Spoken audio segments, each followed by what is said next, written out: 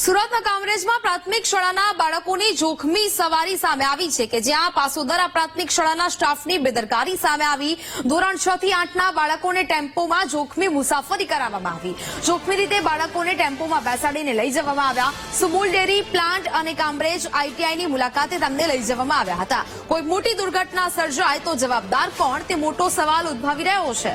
સંવાદદાતા નિર્મલ phone line પર જોડાયા છે। નિર્મલ, સુરતના કામરેજમાં પ્રાથમિક શાળાના બાળકોની જોખમી સવારીનો વિડીયો વાયરલ થયો છે, શું મામલો?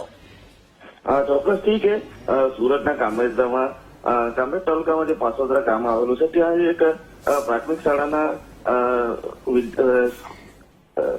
શાળાના વિદ્યાર્થીઓ કે જેઓ 6 થી 8 ધોરણમાં ભણતા હતા તેઓને કામરેજ સુગર નવી પાર્ટી ખાતે આવેલી જે સુમુલ ડેરીનો પ્લાન્ટ છે અને આઈટીઆઈની મુલાકાત કરાવવા માટે સ્કૂલમાંથી લઈ જવામાં આવ્યા હતા। પરંતુ જે પ્રમાણે તેઓને લઈ જવામાં આવ્યા હતા તેનો એક બિલકુલ ટેમ્પામાં બેસાડીને લઈ જવામાં આવ્યા હતા અને ટેમ્પામાં બાળકોને ખીચોખીચ બોલીને લઈ જવામાં આવ્યા હતા।